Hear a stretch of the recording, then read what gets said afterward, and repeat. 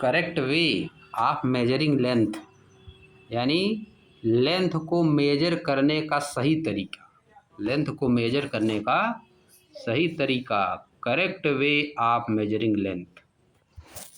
Correct way मतलब सही तरीका, ऑफ मतलब का, मेजरिंग लेंथ मतलब लेंथ को मापने का, लेंथ को मापने का सही तरीका बताना है। आगे बताया है, अब देखो क्या लिखा है। पढ़ोगे जितना वर्ड मीनिंग उतना तुमको तेज हो जाओगे, याद करोगे वर्ड मीनिंग, समझो वर्ड उसमें समझो, आगे तुमको ज़्यादा मेहनत नहीं करना पड़ेगा।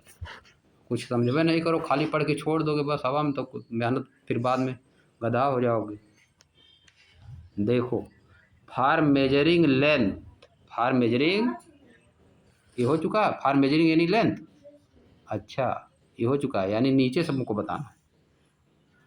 What is the correct way to place the scale, यह बताना है ना। आ जाओ यहाँ।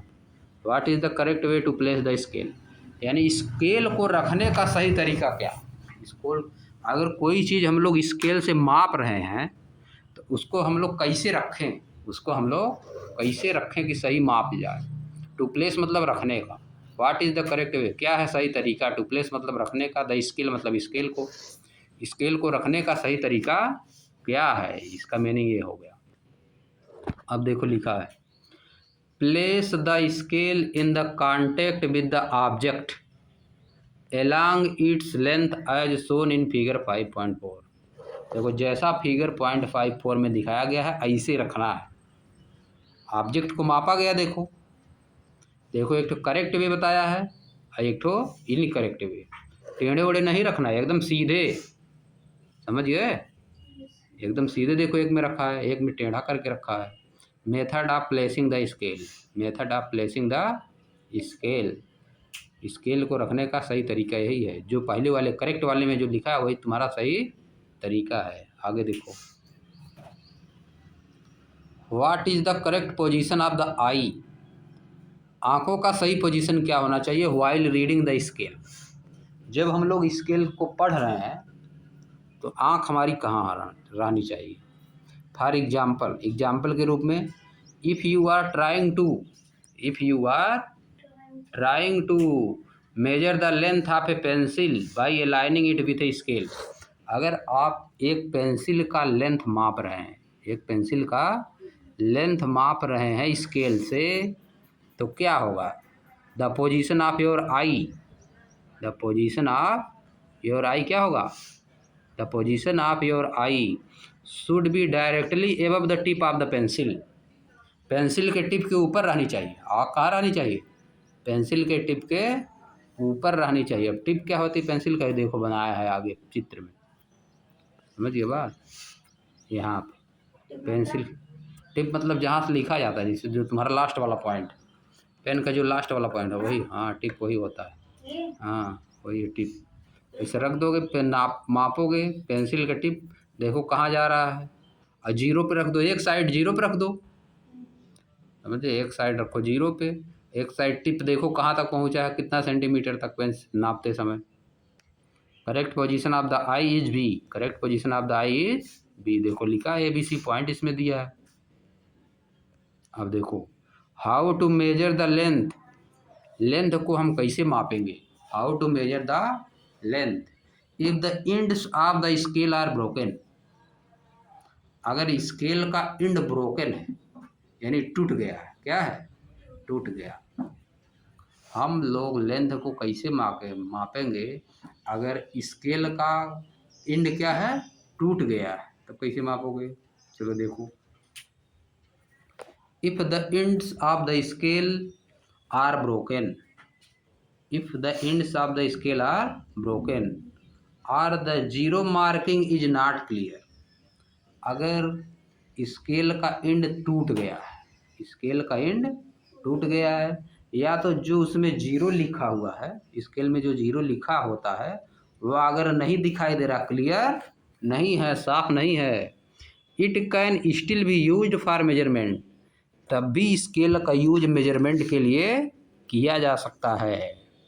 विथ सच आ स्केल, इस तरह के स्केल के, use any other full mark of the scale with such a scale. इस तरह के स्केल के साथ क्या हम लोग करेंगे, use any other full mark of the scale से 1.0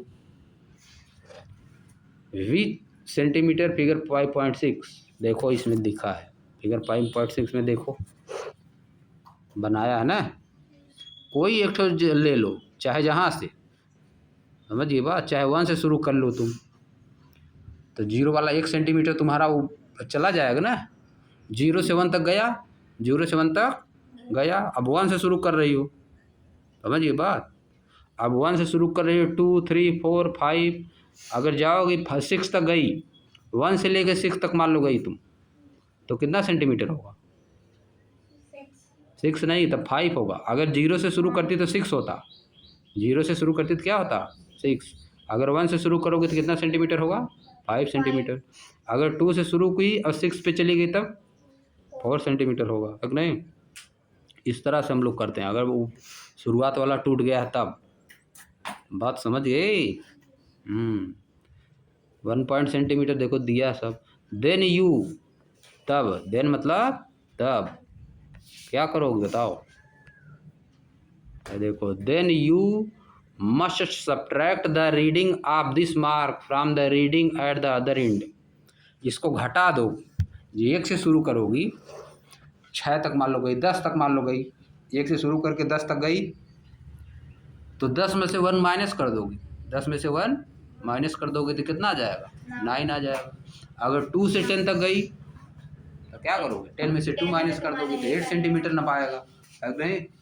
5 से लेके अगर मान लो गई तुम 14 तक, तो कितना सेंटीमीटर होगा, 14 में से 5 माइनस करोगे, हाँ 9 सेंटीमीटर आ जाएगा। तो इस तरह करोगे, समझिए। अब देखो दिया है फॉर एग्जाम्पल के लिए, in figure 5.6 the reading at one end 1.0 centimetre and at the other end it 10.4 centimetre, 10.4 तक ले गया है।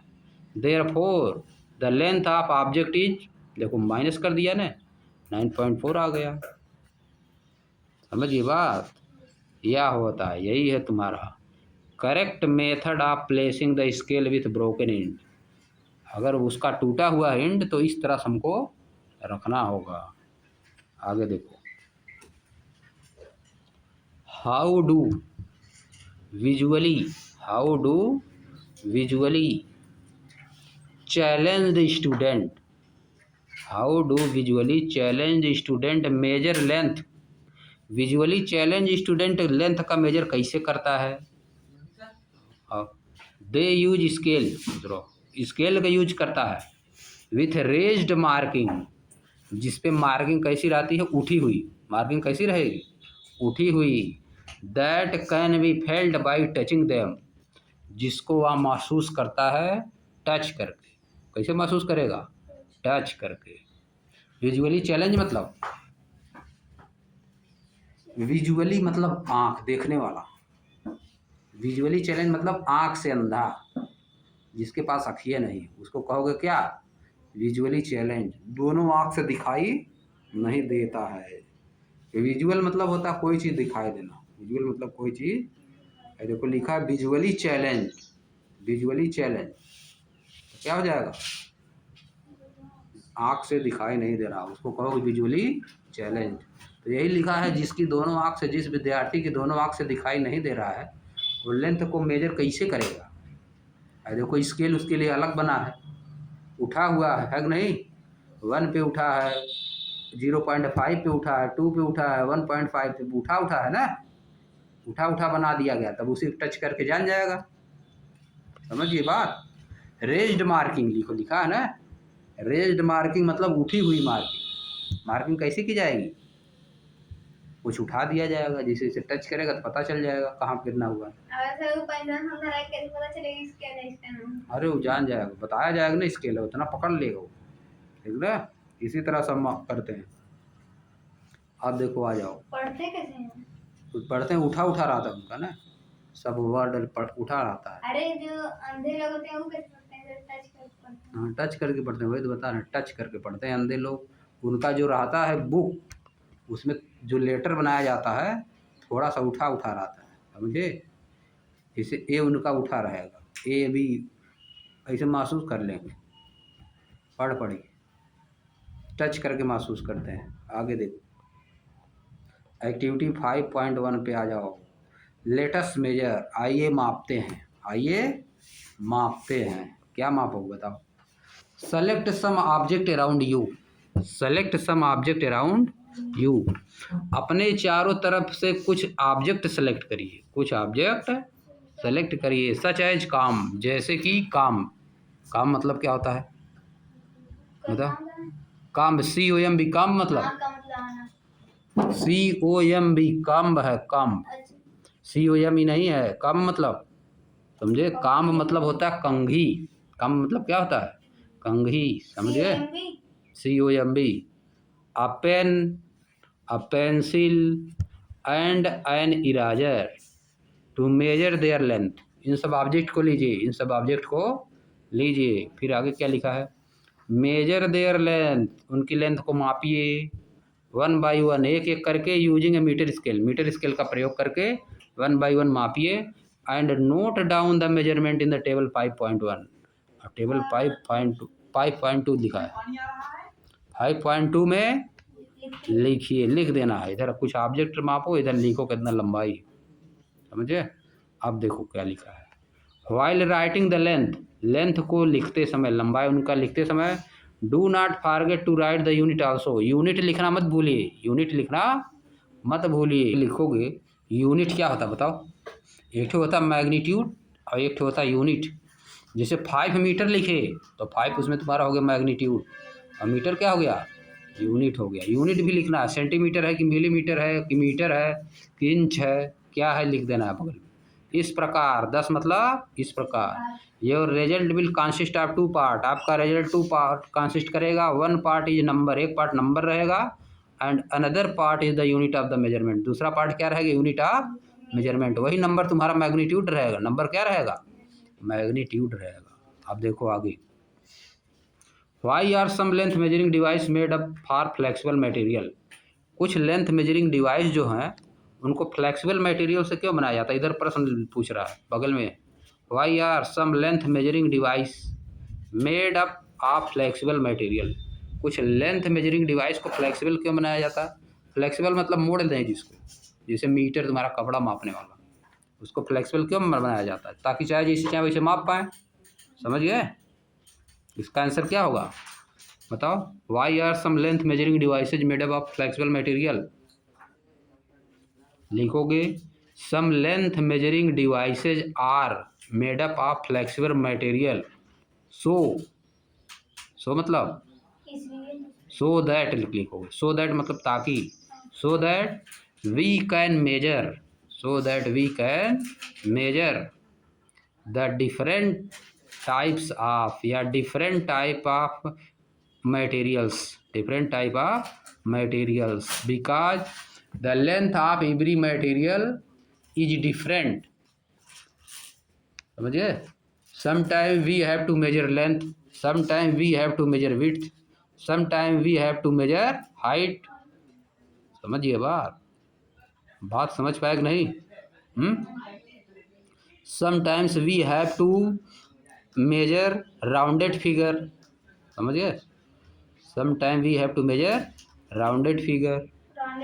राउंडेड मतलब गोल है, जैसे गोल, राउंड मतलब गोल है, जैसे गोलाई तुमको मापना है। पेड़ कितना चौड़ा है, पेड़ की मोटाई कितना है, समझ गए?